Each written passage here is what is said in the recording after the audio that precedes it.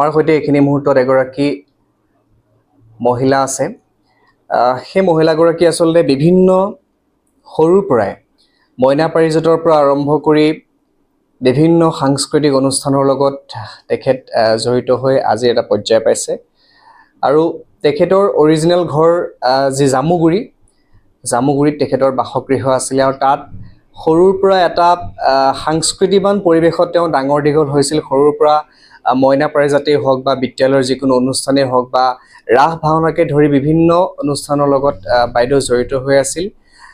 তেখেত হৈছে উপাসনা বৰা বাইদেউ, আৰু বাইদেউ বৰ্তমানেও বিভিন্ন অনুষ্ঠান প্ৰতিষ্ঠানৰ লগত জড়িত। সেয়া লাগিলে ৰাজনৈতিক ক্ষেত্ৰতেই হওক, সামাজিক ক্ষেত্ৰতেই হওক, আধ্যাত্মিক ক্ষেত্ৰতেই হওক বা সাংস্কৃতিক ক্ষেত্ৰতেই হওক, প্ৰতিটো অনুষ্ঠান প্ৰতিষ্ঠানৰ লগত বাইদেউ ওতঃপ্ৰোতভাৱে জড়িত। আৰু বাইদেৱে বিশেষকৈ আচলতে সৰুৰ পৰাই যি মহাপুৰুষীয়া কৃষ্টি সংস্কৃতি, বিশেষকৈ বৰগীতৰ ওপৰত বাইদেৱে আনুষ্ঠানিক শিক্ষা গ্ৰহণ কৰিছে। এগৰাকী উচ্চ শিক্ষিত মহিলা উপাসনা বৰা বাইদেউ আমাৰ সৈতে আছে। RKJ লাইভৰ প্ৰতিগৰাকী দৰ্শকক স্বাগতম জনাইছোঁ। নমস্কাৰ, আমাৰ প্ৰণৱজ্যোতি শইকীয়া। গতিকে উপাসনা বৰা বাইদেউ আজি আমাৰ সৈতে আছে। বাইদেৱে তেখেতৰ ব্যক্তিগত জীৱনৰ লগতে সামাজিক জীৱনৰ কিছু কথা আপোনালোকৰ জ্ঞাতাৰ্থে ক'ব। গতিকে বাইদেউ আপোনাক পোনপ্ৰথমতে স্বাগতম জনাইছোঁ। হয়, নমস্কাৰ। যিহেতু আপুনি আমাক আগতে কৈছিলে যে আপুনি সৰুৰ পৰা মইনা পাৰিজাতৰ পৰা আৰম্ভ কৰি আপুনি আহি আজি এটা আপুনি পৰ্যায় পাইছে। গতিকে কওকচোন, আপুনি সৰুৰ পৰা কেনেধৰণে আপুনি কেনেকুৱা পৰিৱেশত ডাঙৰ দীঘল হৈছিলে, আৰু আজিৰ যিখন সমাজ, এই যিটো আপোনাৰ যাত্ৰা অকণমান যদি আপুনি কয়। প্ৰথমতে RKJ লাইভৰ জৰিয়তে সমূহ অসমবাসীলৈ মই নমস্কাৰ জ্ঞাপন কৰি জনাইছোঁ। আপুনি সোধা কথাটো আচলতে কম সময়ৰ ভিতৰত সংক্ষিপ্ততে ক'বলৈ অকণমান অসুবিধা, কাৰণ মই বহুত সৰুৰে পৰা মানে ৪ৰ্থ শ্ৰেণীৰ পৰাই মই সাংস্কৃতিক দিশটোত জড়িত আছিলোঁ। মোৰ প্ৰথম মই বিলতে হালিচেৰ পৰা আৰম্ভ কৰিছোঁ মোৰ নিজৰ এই সাংস্কৃতিক দিশটো। মায়ে শিকাইছিলে, মায়ে গাব দিছিলে, আৰু দেউতাৰ বহুত সহযোগিতা আছিলে। মোৰ মনত পৰে দেউতাৰ এখন বিজয় চুপাৰ আছিলে। তেতিয়া দেউতাই বিজয় চুপাৰত মোক আগফালে থিয় কৰাই দেউতাই মোক বিভিন্ন সাংস্কৃতিক অনুষ্ঠানবিলাকলৈ লৈ যোৱা মোৰ আজি মনত পৰিছে। দেউতা ইতিমধ্যে ঢুকাইছে, আৰু গতিকে মই আমাৰ গাঁওখনত বদতি জামুগুৰিত মোৰ জন্ম। বিহপুৰীয়াৰ পৰা বদতি ঘাটলৈ যাওঁতে বাটত পাই যোৱা এখন গাঁও হয়, সংস্কৃতিবান এখন গাঁও হয়। তাতে প্ৰতিখন ঘৰৰে প্ৰতিগৰাকী ল'ৰা ছোৱালীয়ে এনেধৰণৰ ক্ৰীড়া জগতৰ লগত বা সাংস্কৃতিক জগতৰ লগত জড়িত। তাৰে মাজত সেই পৰিৱেশত ময়ো ডাঙৰ হৈ আহিছোঁ, আৰু মই বিশেষভাৱে জড়িত আছিলোঁ মইনা পাৰিজাতত। মই মইনা পাৰিজাতৰ এগৰাকী সক্ৰিয় মইনা আছিলোঁ, নিয়মিত মইনা আছিলোঁ। আৰু মোৰ সেই শৈশৱ কালটো মইনা পাৰিজাতৰ অসমৰ বিভিন্ন জিলাত অনুষ্ঠিত হোৱা শিশু সমাৰোহবিলাকত মই নিয়মিতভাৱে যোগদান কৰিছিলোঁ। আৰু তাত অনুষ্ঠিত হোৱা যিখিনি প্ৰতিযোগিতা আছিলে, সেইখিনি সাংস্কৃতিক প্ৰতিযোগিতা আৰু ক্ৰীড়াৰ দিশত যিখিনি প্ৰতিযোগিতা আছিলে, প্ৰতিটো প্ৰতিযোগিতাতে অংশগ্ৰহণ কৰি মই সফলতা অৰ্জন কৰিছিলোঁ। ভাল লাগে মোৰ আজি সেইখিনি মোৰ কাৰণে নষ্টালজিয়া হৈ পৰিলে। মনত পৰে মোৰ সেই ধৰক বগা ফ্ৰক পিন্ধা অকণমানি মইনা এজনী। আজি ধৰক ডাঙৰ হৈ আহিলোঁ, মই ডাঙৰ হ'লোঁ, আজি বেলেগ এটা পৰ্যায়ত মই আছোঁ, ভৰি দিলোঁ। কিন্তু সেইখিনিয়ে মোৰ কাৰণে খুব ভাল লগা সোণালী দিন। আৰু মোৰ কাৰণে মানুহে যিটো কথা কয় সোণালী দিন বুলি, সঁচাকৈ সোণালী দিন হয় সেইটো। আৰু পৰৱৰ্তী সময়ত যেতিয়া বিদ্যালয় সপ্তাহ হয়, বিদ্যালয় সপ্তাহত যিবিলাক সাংস্কৃতিক অনুষ্ঠান হয়, সাংস্কৃতিক প্ৰতিযোগিতা হয়, নাটক হয়, সেইবিলাকত অংশগ্ৰহণ কৰিছিলোঁ। সেইবিলাকতো খুব সফলতা অৰ্জন কৰিছিলোঁ। আমাৰ গাঁৱত 3দিনীয়াকৈ ৰাস উদযাপন হয়, এতিয়াও হয় সেইখিনি। সেই ৰাসত গোপী নাচিছিলোঁ, আৰু পৰ্যায়ক্ৰমে তেনেকৈ বিভিন্ন অভিনয় কৰি গৈছিলোঁ।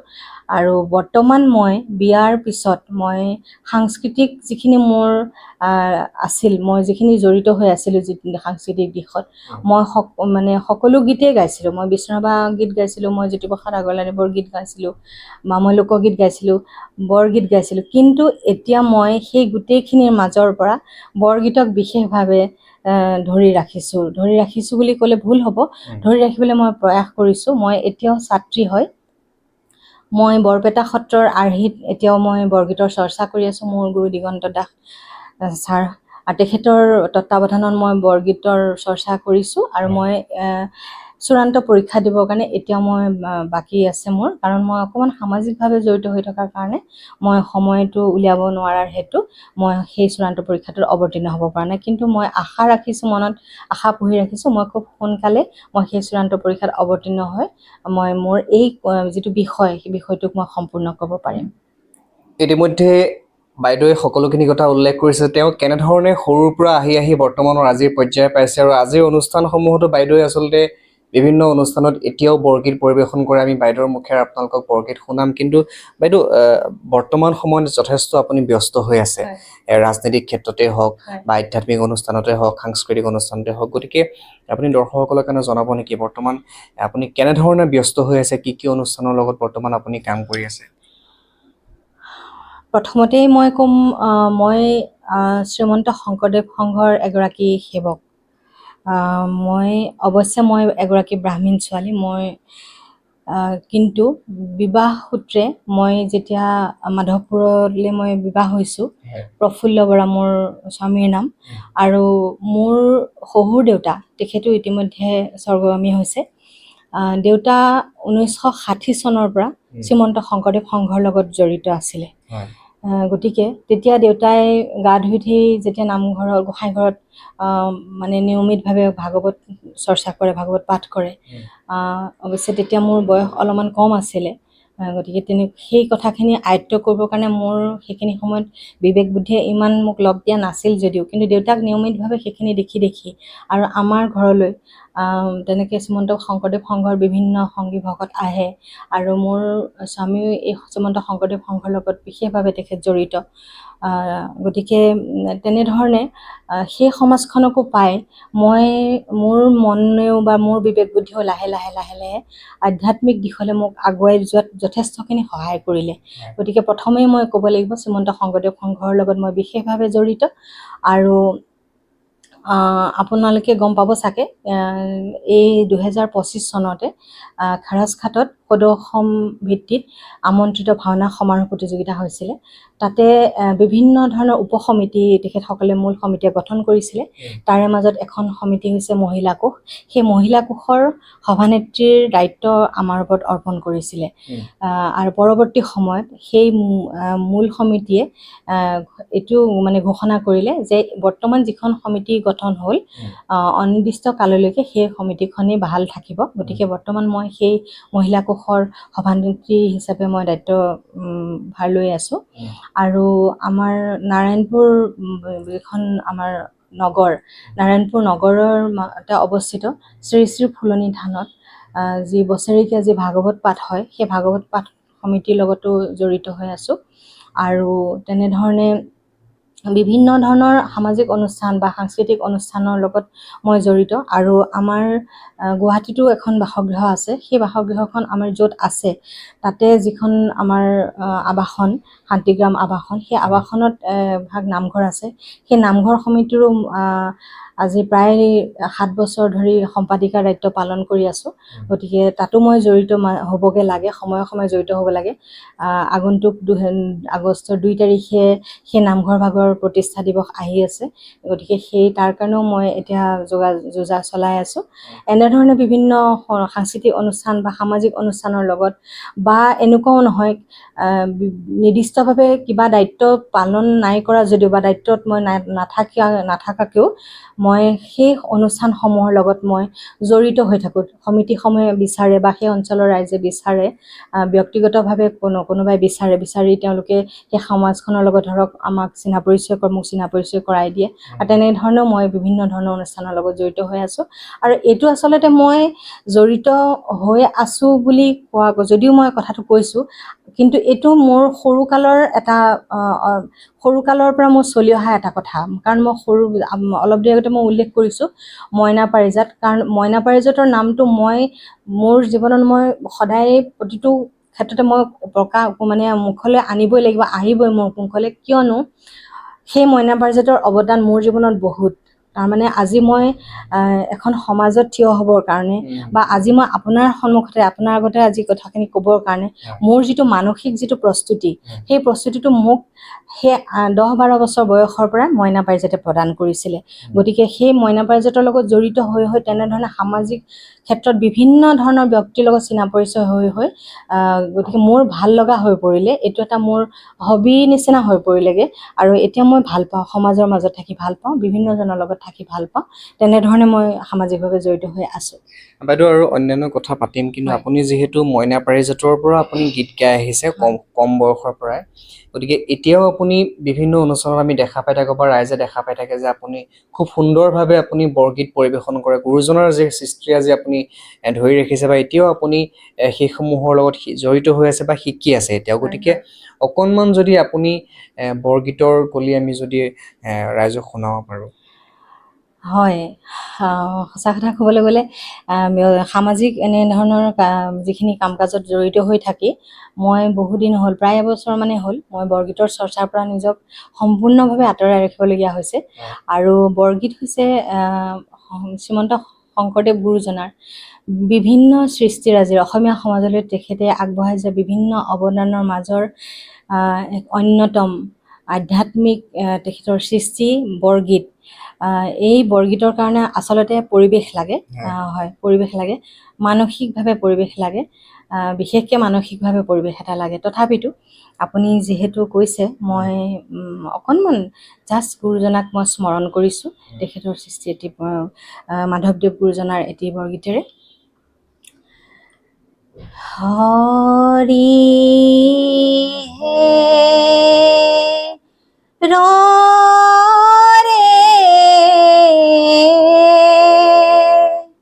বা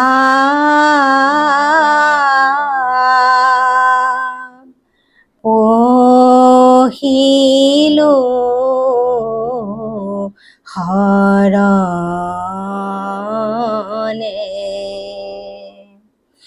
নেৰিবা বান্ধৱ মোক জীৱন মৰণে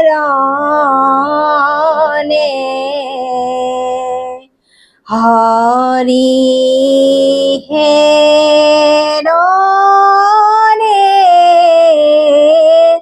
বাপ পহিলো হৰণে। উপাসনা বৰা বাইদেউ ইতিমধ্যে খুব সুন্দৰভাৱে ৰাইজৰ কাৰণে বৰগীতৰ কলি ইতিমধ্যে পৰিৱেশন কৰিলে।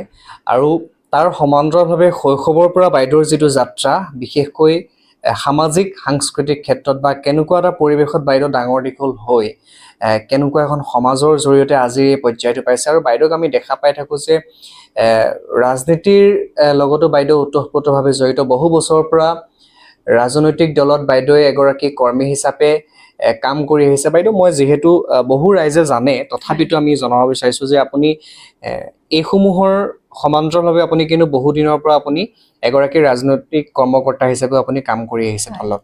গতিকে আপুনি কেতিয়াৰ পৰা ৰাজনীতিৰ লগত আপুনি জড়িত হৈ আছে, কেনেধৰণে কি কি কাম কৰি আহিছে, বা বৰ্তমান আপুনি ৰাজনীতিৰ ক্ষেত্ৰখনত লৈ আপুনি কি ক'ব বিচাৰিব? ৰাজনীতিক ক্ষেত্ৰখনত আমাৰ পৰিয়ালটো, মানে মই আৰু মোৰ স্বামী, আমি 2001 চনৰ পৰা সক্ৰিয়ভাৱে জড়িত। অৱশ্যে মই সেইখিনি সময়ত মোৰ ল'ৰা ছোৱালীকেইটা, আমাৰ ল'ৰা ছোৱালী 3টা, 2জনী ছোৱালী আৰু এটা ল'ৰা। ছোৱালী 2জনীৰ পাছত ল'ৰাটো, সেইখিনি সময়ত ল'ৰাটো যথেষ্ট সৰু আছিলে। সি তেতিয়া তেনেই পানী কেঁচুৱা। গতিকে মোৰ সেইখিনি সময়ত সক্ৰিয়তাটো অলপমান কম আছিলে।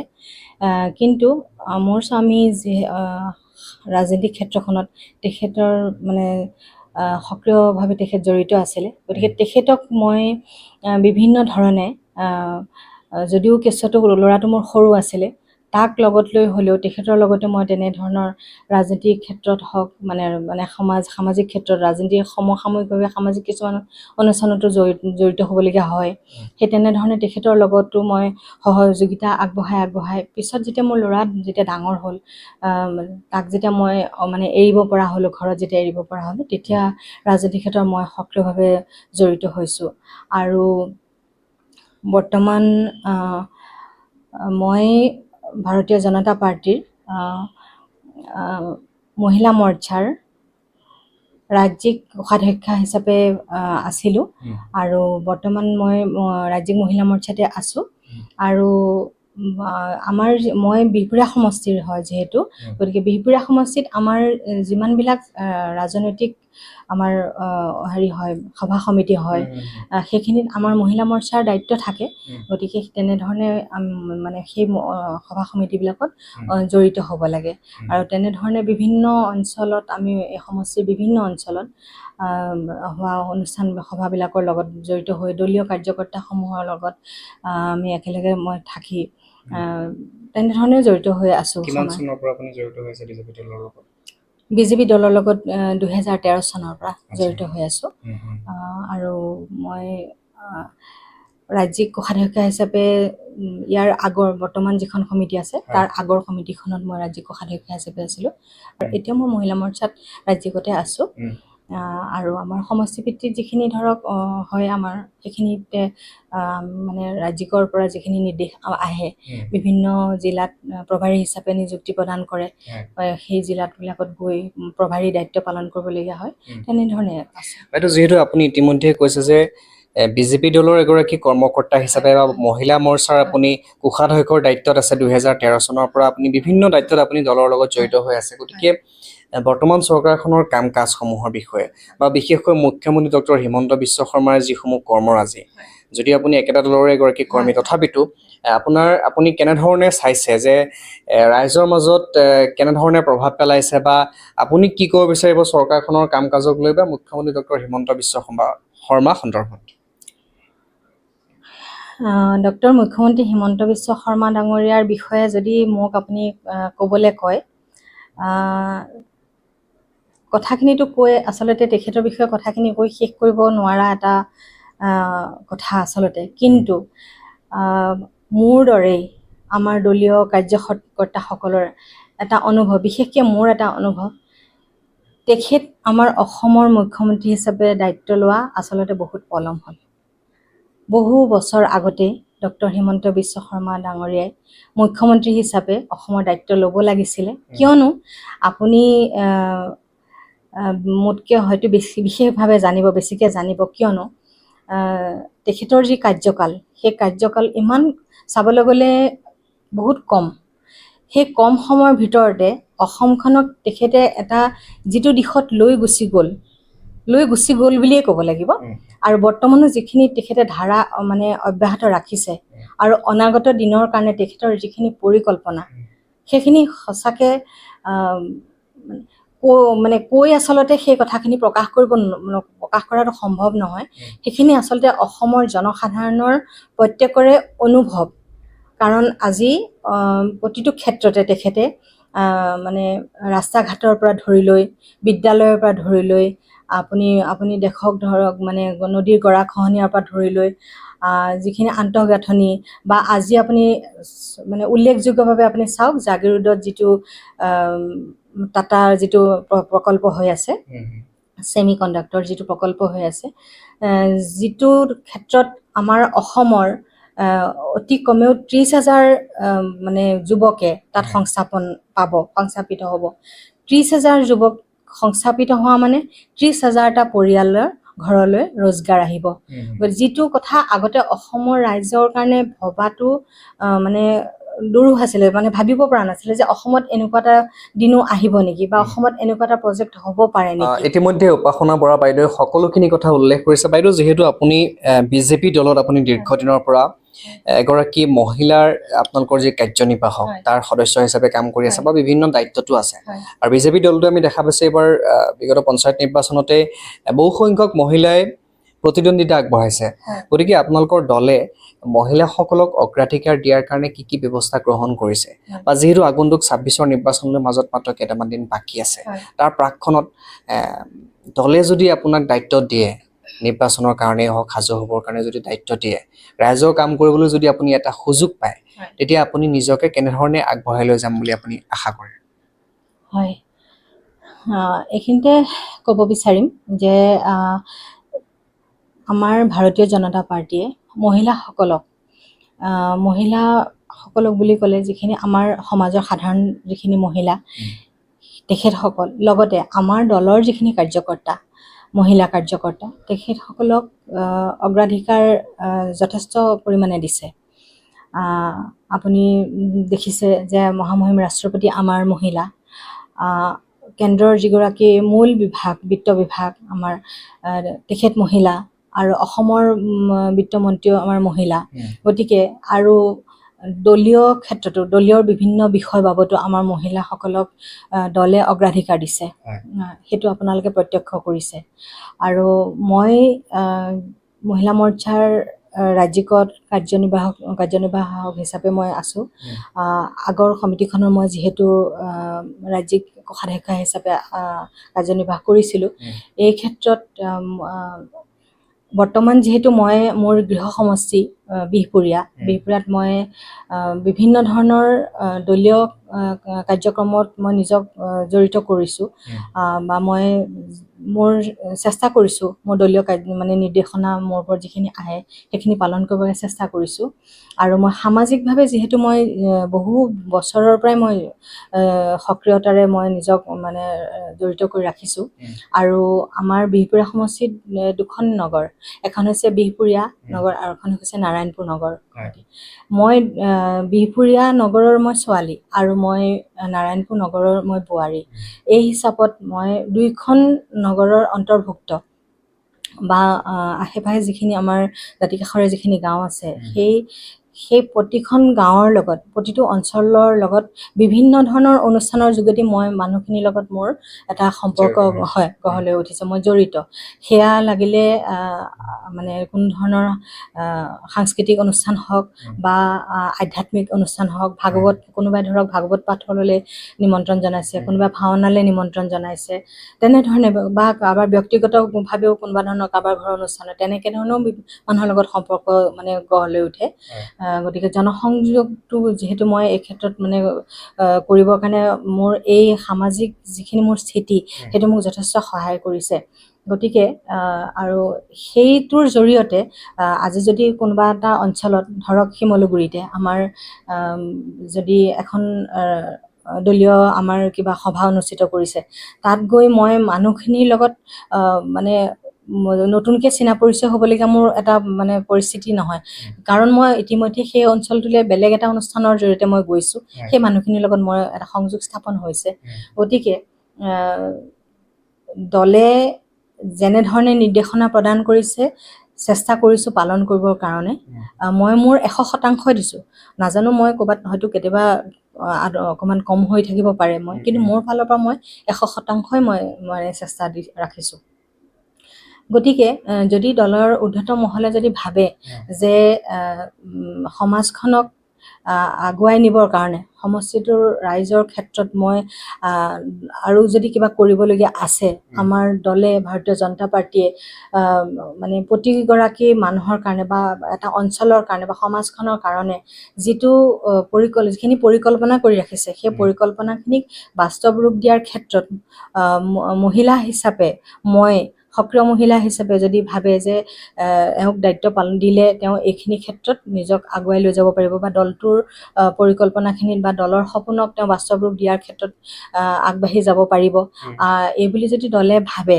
দলৰ ঊৰ্ধ্বতম মহলে যদি ভাবে আৰু আমাৰ যিখিনি আমাৰ এই অঞ্চলৰ ৰাইজেও যদি ভাবে যে হয় এইগৰাকী মহিলাই আমাৰ মানে সপোনক পূৰা কৰিব পাৰিব বা আমাৰ কষ্টখিনি তেওঁ আগলৈ লৈ যাব পাৰিব এনেধৰণে যদি ভাবে তেখেতসকলে তো নিশ্চিতভাৱে দলৰ মানে দায়িত্ব পালন কৰিবৰ কাৰণে মই আগবাঢ়ি যাব পাৰিম মই সেই ক্ষেত্ৰত মই সাজু আছোঁ